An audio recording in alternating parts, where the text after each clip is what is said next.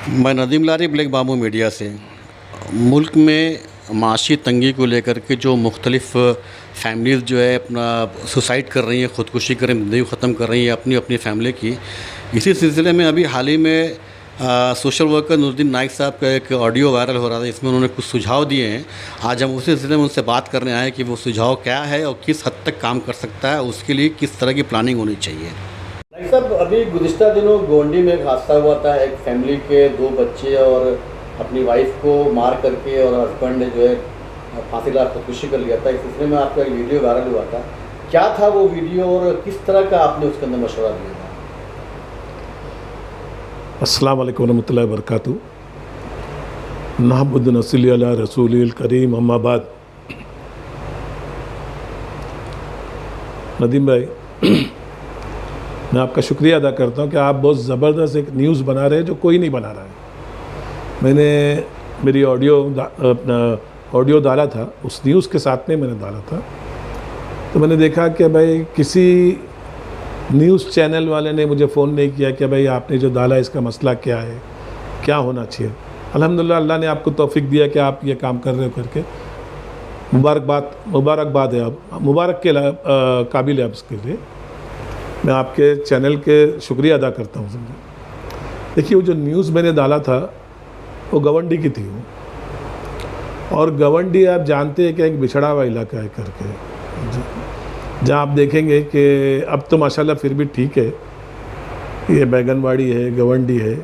यहाँ ज़्यादा करके आप देखोगे जो लोअर मिडिल क्लास के लोग हैं, जो बेचारे गरीबी में जो ज़िंदगी जीते हैं, मुफलिसी में है, तंगस्ती में है, और उधर के अब हालात भी देखोगे वो एरिया के, अब जाके कहीं थोड़े साफ़ सफाई हो गए होगा, वरना प्रॉब्लम तो उधर बहुत ज़्यादा था गवंडी के अंदर।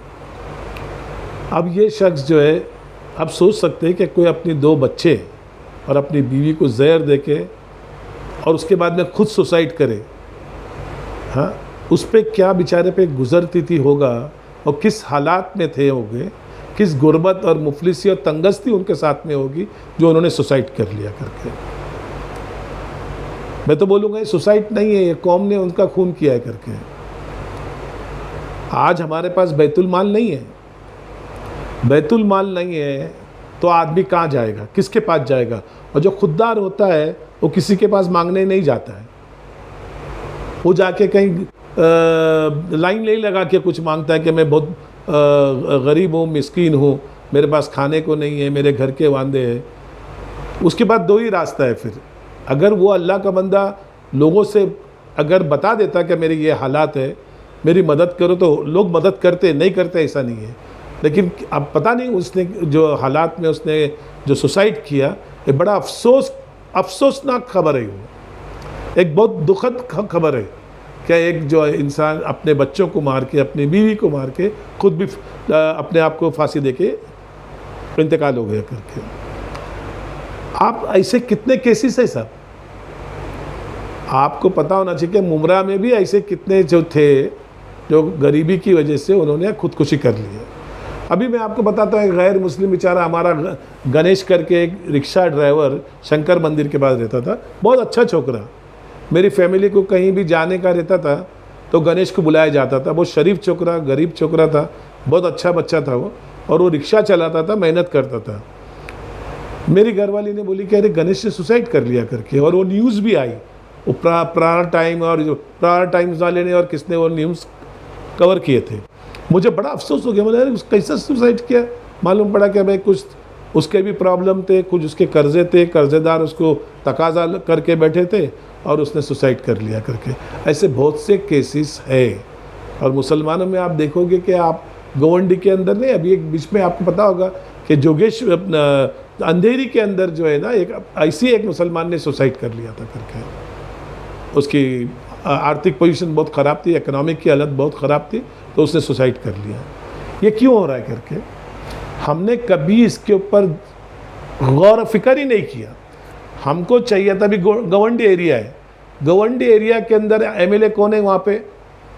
अबू हाशिम साहब है, वहाँ के कॉरपोरेटर है। ऐसे इलाकों में कॉरपोरेटर आमदार को चाहिए कि भाई रिसर्च सेंटर बनावे। इंफॉर्मेशन सेंटर बनावे, फिर रिसर्च करे, इंफॉर्मेशन लेवे कि क्या क्या हालात है करके लोगों की, किस मुसीबत में लोग जी रहे, किस गरीबी में, मुफलिसी में, तंगस्ती में लोग जी रहे करके। तो कम से कम आप उनका कुछ तो ख्याल कर सकते हो करके, कि आप गवर्नमेंट से बात करके उनके जो गवर्नमेंट के जो उनका हक है वो आप ला के दे सकते हो करके। तो ये खाली गवर्नमेंट का मसला नहीं होगा, ये हर जगह का मसला है, ये हर जगह ये मसला है कि लोग जो है बेचारे गरीबी में है, तंगस्ती में है, और हम उनकी मदद करने नहीं पहुंच रहे करके। ये काम मस्जिदों से होना चाहिए था, मस्जिदों में बैतुल माल का सिस्टम होना चाहिए था, जो कि नहीं है। आप मस्जिदों में देखो कि आज भी जो है सफ़ीर बाहर से आते हैं और नमाज के बाद में यहाँ ऐलान करते हैं कि फ़लानी जगह से आया हूँ, मदरसा बनाना है, मस्जिद बनाना है, इतने बच्चे हैं, ये बच्चे हैं, वो बच्चे, लेकिन उनको बैतुल माल के बारे में उनको बात करने को बहुत भारी पड़ता है करके। अगर बैतुल माल बनेगा तो लोग बैतुल माल में अपना एप्लीकेशन डालेंगे, एप्लीकेशन लो, आप उसको रिसर्च करो, उसकी वेरिफिकेशन करो और उसके गरीब की मदद करने की कोशिश करो।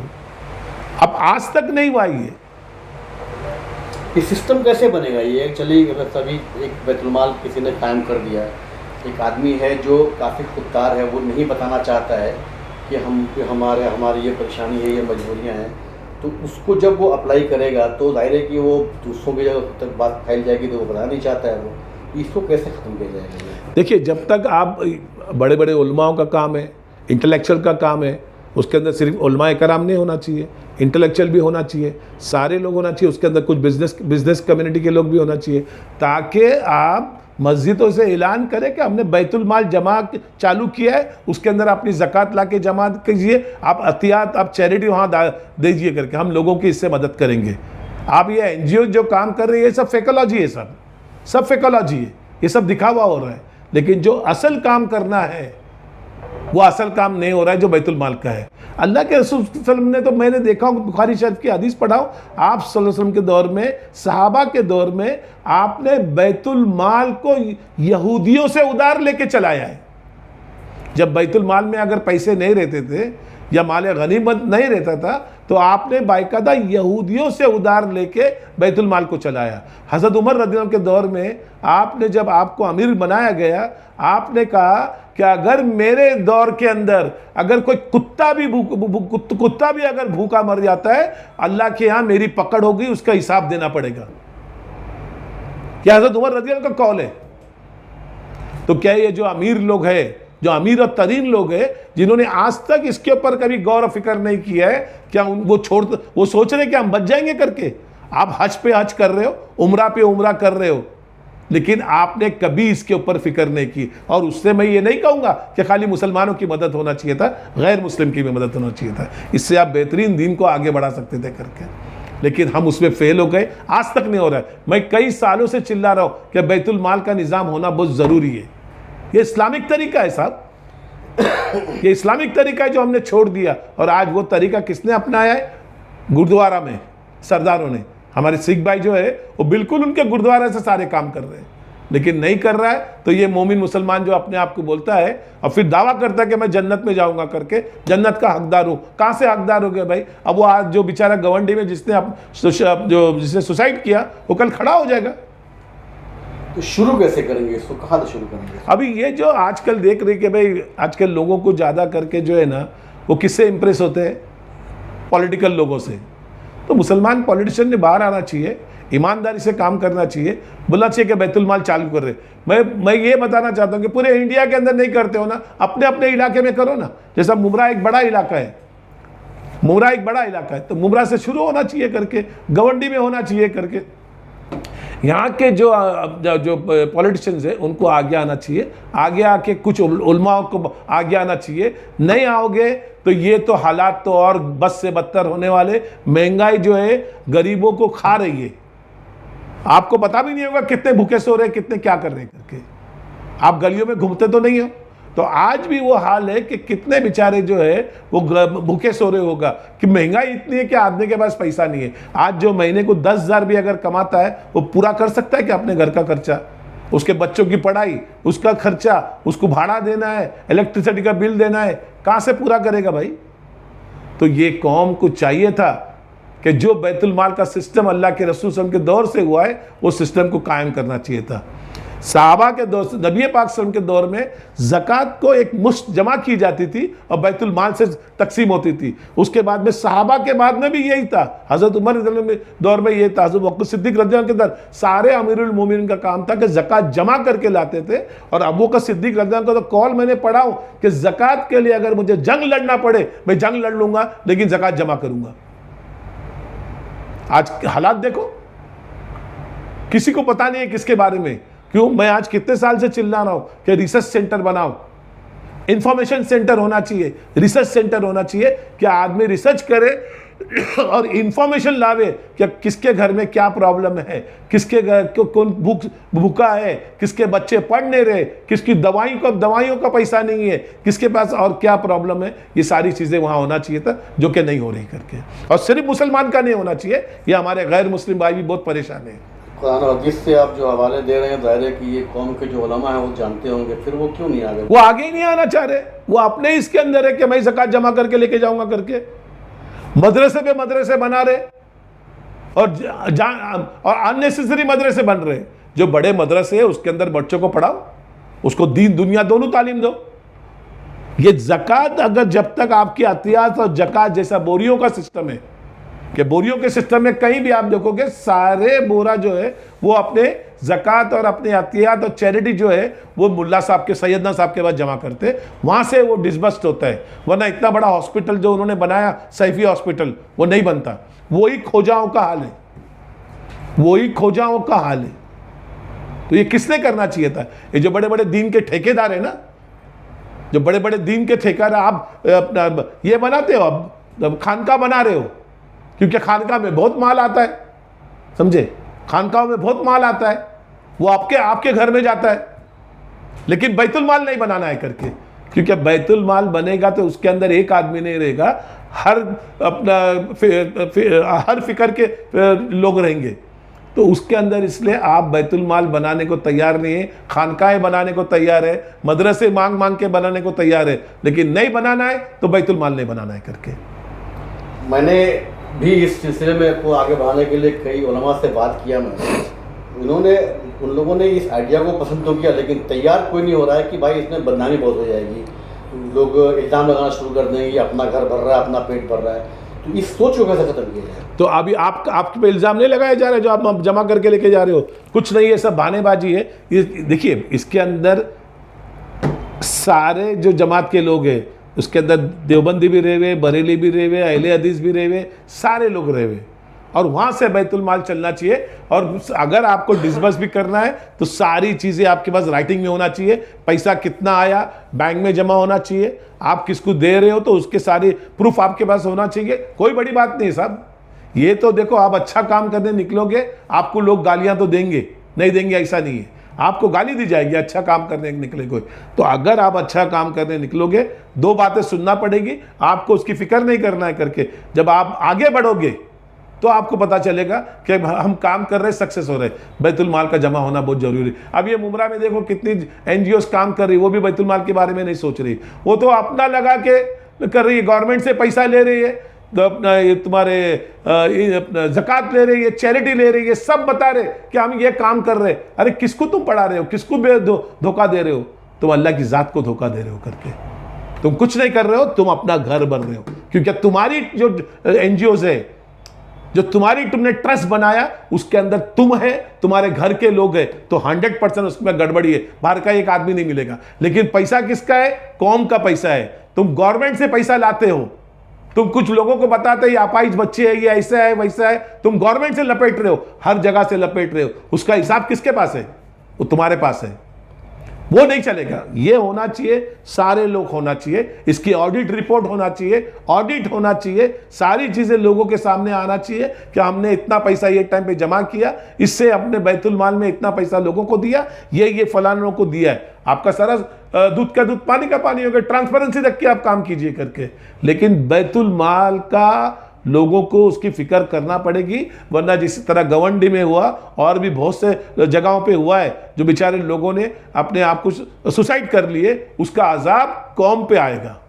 उसकी पूछताछ आपसे और मेरे से भी होगी कि आपने क्यों फिक्र नहीं किया बैतुल माल को जमाने के लिए। अगर उलमा इस काम में आगे नहीं बढ़ रहे हैं तो फिर जिम्मेदारी किसकी बनेगी? ये अवाम की जिम्मेदारी है ना साहब। बड़े बड़े इंटेलेक्चुअल लोग हैं, पढ़े लिखे लोग हैं, बाहर आवे कि नहीं बहुत हो गया, बैतुल माल जमा करना पड़ेगा। कर आप स्टार्ट तो करो, आप स्टार्ट तो करो। अभी रमजान के महीने में मैंने किसी ग्रुप में देखा था कि उन्होंने कहा कि भाई हम लोग जो है कुछ लोग मिलकर बैतुल माल जमा कर रहे, उसके बाद में फुसफुस हो गया। आपको खड़ा होना पड़ेगा, आपको खड़ा होना पड़ेगा और बैतुल माल जमा करना पड़ेगा, वरना आप नहीं करोगे हालात तो दिन पे दिन बद से बदतर हो रहे। बैतुल माल का जमा होना बहुत ज़रूरी है। ये देख लीजिए आप जो हुआ है, मुझे बड़ा अफसोस हुआ जब वो न्यूज़ पढ़ा, मुझे अब अफसोस हो गया। उनको जवाब देना पड़ेगा जो वहाँ के अमीर है। लोगों ने उनको अपना अमीर बना के वहाँ अगर उनको खड़ा किया है, वोट दे के उनको खड़ा किया है। ये दानिशमंद लोग जो है ना, जिनके पास बेहिसाब पैसा है, बेशुमार पैसा आया, लेकिन वो वकील है, वकीली में जिंदगी जी रहे, और अल्लाह ने वकील को पसंद नहीं किया है। अल्लाह ने वकील को कभी भी पसंद नहीं किया है करके, समझे।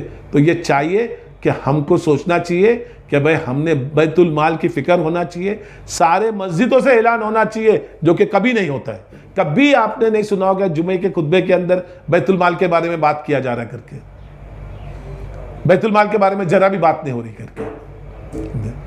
सिलसिले में आवाम के लिए क्या मैसेज रहेगा आपका? मैं आवाम के लिए एक ही मैसेज देना चाहता हूं कि भाई आप खुद देख लीजिए कि जो सुसाइड हो रहे, और फिर ये सुसाइड हो रहे साहब, आपको क्या मालूम है कितनी लड़कियां जो है बेचारी जो गलत रास्ते पे जा रही करके। ये जो पेट है ना, हज़रत शाह वसीला साहब के पास मैं वहाँ उनके यहाँ बैठता था, उनके महफिलों में बैठता था, तो उन्होंने कहा है कि ये भाई ये कई वलियों की विलायत छीन लिया है पेट ने, कई वलियों की विलायत वे पेट ने छीन लिया है करके। गुर्बत जो है किसी माँ, मैं तो प्रैक्टिकली काम करके देखा हूँ, पकड़ा हूँ औरतों को, बात किया हूँ। गुर्बत, मुफलिसी, तंगस्ती गलत धंधे में लेके आ गई। तो अकेला आदमी नहीं कर सकता साहब ये काम, उठ के खड़ा होना पड़ेगा, आपको बैतुल माल चढ़ाना पड़ेगा जी। अगर नहीं चलाओगे तो फिर भोग दो, जो होगा आप देख लो क्या होगा करके, उसका अजाब सब पे आएगा करके। तो मैं लोगों से यही कहता हूं कि मिलजुल के बैतुल माल की फिक्र कीजिए, बैतुल माल बनाने की कोशिश कीजिए, और बैतुल माल के अंदर जो है सारे मुख्तलिफ फिक्र के लोग होना चाहिए, एक एक जगह से, और उसके अंदर सिस्टम से अगर आप करोगे कोई आप पे तोहमत नहीं लगाया जाएगा। आप पूरी उसकी फेहरिस्त बनाइए, आप पूरा ट्रांसपेरेंसी रख के कितना पैसा आपके पास जमा हुआ, कितना पैसा आपने तकसीम किया है, किसको किसको तकसीम दिया, आप डाटा बनाइए, अपडेट कीजिए, लोगों को दीजिए आप कि हमने ये खर्चा किया, लोग आप पे ट्रस्ट करेंगे। जब आप एक टाइम ट्रस्ट करेंगे, लोग आपने काम किया करके बताएंगे, आपको मैं हकीकत बता रहा हूं, आपके पास लोग पैसे आएंगे और लोगों का फायदा होगा, काम होगा। जो भिखारी बना के जो खड़ा किया जाता है कौम को, आप देख लो इस कौम को फिर भिखारी बना के खड़ा किया गया है। कोई नोटबुक बांट रहा है, कोई क्या बांट रहा है, कोई चड्डी बांट रहा है, कोई क्या, भैया कोई तरीका है क्या? हाँ, और तुम उनको गरीब बना रहे हो, फकीर बना रहे हो, क्योंकि जब फ्री में लोगों को मिलना शुरू होगा, आप तो कोर्ट ने भी बोला कि ये फ्री की जो बांटना छोड़ देवे, ये जो फ्री में बांटते ना ये छोड़ देवे करके, ये बंद होना चाहिए। वरना आदमी ये सोच रहा है कोई 2 किलो मुझे राशन दे रहा है, कोई मुझे कॉपी दे रहा है, कोई बुक दे रहा है, उसी में लोग लगे हुए हैं, उनको काम करना धंधा नहीं कर रहा है करके। तो कुछ ना कुछ करना पड़ेगा। मैं लोगों से रिक्वेस्ट करता हूँ हाथ जोड़ के कि बैतुल माल की फिक्र कीजिए करके। अस्सलाम वालेकुम रहमतुल्लाहि व बरकातहू। जय हिंद, जय महाराष्ट्र, सारे जहां से अच्छा हिंदुस्तान हमारा।